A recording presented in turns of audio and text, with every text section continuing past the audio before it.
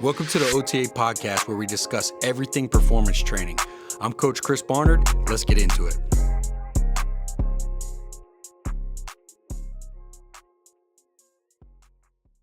Yo, what's going on, guys? Welcome back to the OTA podcast. I'm your host, Coach Chris Barnard. And for today's video, or today's podcast, I should say, I wanted to touch on a topic that I tend to have as a conversation with a lot of my athletes when they enter each and every off season, and that is going to be about bulking or gaining size, right? And so I wanted to make this the truth about bulking for athletes. There's a lot of things that I want to kind of mention. It comes down to really two principles, but I just wanted to kind of spit on this topic and kind of talk to you through the conversations that I have with our athletes and try to get them a better understanding. Now, I do believe that there's a time and place for bulking and gaining size, and it depends on the level of the athlete, right? It depends on the level, whether it's a youth, high school, collegiate, or professional athlete. It also depends on the sport.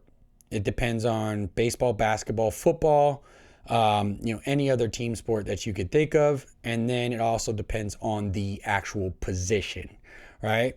95% of the athletes that come to me and say that they want to bulk, I try to have the conversation and ask them why. Now, I've had professional athletes that will come in here and they'll say that their organization or their team actually wants them to add a certain amount of pounds and be at a certain number, which I absolutely hate. Two, I'll have some of my younger youth and high school kids come in and essentially they just want to get jacked, right? The biggest conversation that I try to have, because this is something that is constantly done wrong, is the misconception is that you're going to develop more strength and power, right, by putting on the extra 20 to 25 pounds or whatever it is, right, if they really want to go through a crazy bulk. And the biggest thing that I try to shift their paradigm about is like, well, what if I can get you the same strength and power output, but also have more speed at a lower body weight? And that's the biggest thing is I try to change their mind and I make them realize like, hey, we can bulk, right? But let's go to the pace at which your body can handle it as opposed to trying to force it. And when an athlete typically forces it, they typically lose something that's going to be far more beneficial in their game, such as speed and power, than the actual thing that they get by adding a little bit more size. So I think that's very important to understand. So that leads right into those two principles. Number one is don't force your bulk. You could be in a caloric surplus and you could start to add a little bit more volume to your resistance training. You can add the compound movements, which we typically do, which you're going to get the hormonal response, such as like a bench press, a deadlift, a squat, right? So that we put ourselves in a position to be able to gain that mass, but we do it at the pace of your body. And what I mean by that is based off your genetics and anthropometrics, each athlete is going to be predisposed to how much they can put on at what time, right? What year, what level they're at, right? What age they're at. And also overall based off of, again, what their genetic predisposition is. So let's say you're a high school athlete and you have an optimal window sometimes where you're just going through that growth phase. And I've seen athletes be able to take a leap of 20, 25, 30 pounds and be able to handle it efficiently. And I've seen other athletes that try to force that weight and then don't perform as well. So when I say go at your pace, let's do all the principles we need to do. But as opposed to setting a set number in our head, let's go ahead and put ourselves in the most advantageous position to gain that weight, but not do it in a way where you're sacrificing your speed and power. So the biggest thing that I say is don't force it, right? Even if it's a 5-pound gain, let's say we do it incrementally over the next 3 to 5 years. I've seen athletes try to really hard bulk 3 years, like let's say in high school, college, and then next thing you know, they're in the pro, and then 1 year it clicks and they hit their man strength, and then all of a sudden they're able to gain like a solid 15. That's what being patient is, and allowing your body to build. Each person is a little bit different. I have athletes who hit that stride early on, like 9th, 10th grade, and I have athletes that are in the professional levels that are just now hitting it at 20, 21, 22.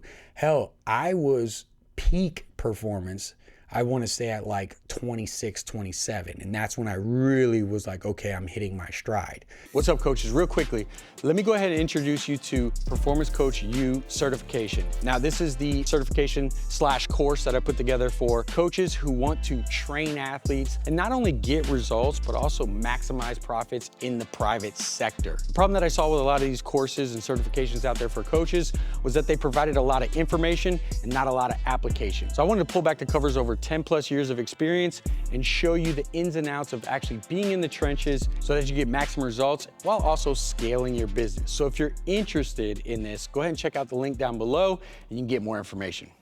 So just like that, just in that same instance, you're gonna do the same thing as far as putting on weight, and you don't wanna force it. I believe every athlete has an extremely efficient body weight that they optimally perform at. For instance, when I was trying to play football, I had 2 regional combines back-to-back years. That first year, I was coming in as I was an H-back in college. I was trying to come in as a fullback. And in my mind, I had to be over 250 pounds, right? That was the key number. That was like the average of all these other fullbacks, right? And so for me, it was like I was so obsessed with that number that unbeknownst to me, while I was doing all the sprinting, all the jumping, that off season or that year leading up to it, me trying to force and be over 250 to be 250, whatever odd pounds it was, I severely sacrificed my speed and my power. So my vertical, my broad, my 40 was all tremendously down. That next year, I didn't focus on the scale at all. I focused on putting myself and hitting those principles of make sure I'm training, make sure I'm, stimulating hypertrophy, make sure that I'm a caloric surplus, all of those things. And I allowed my body to regulate into the body weight that it wanted to be in. And I was 238 pounds, and it was some of the fastest, most explosive, and I was still extremely strong.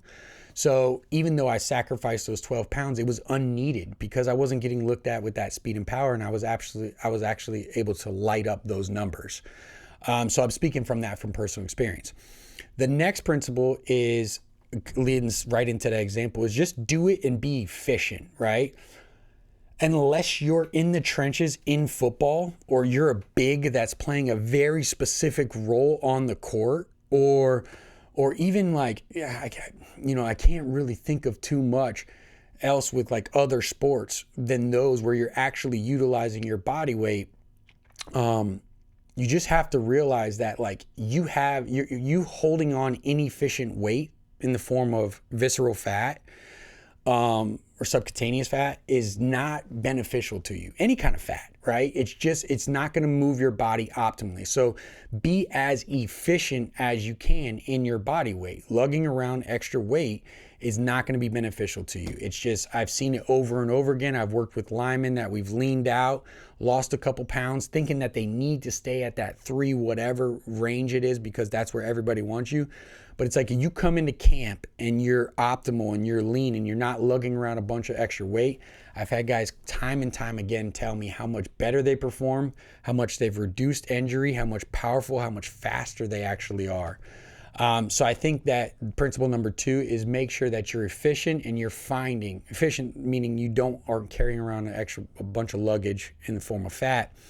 But the second part of that is like every athlete has that optimal weight for their body that they can handle based off of who they are, where they're at, their genetic disposition, and their anthropometrics.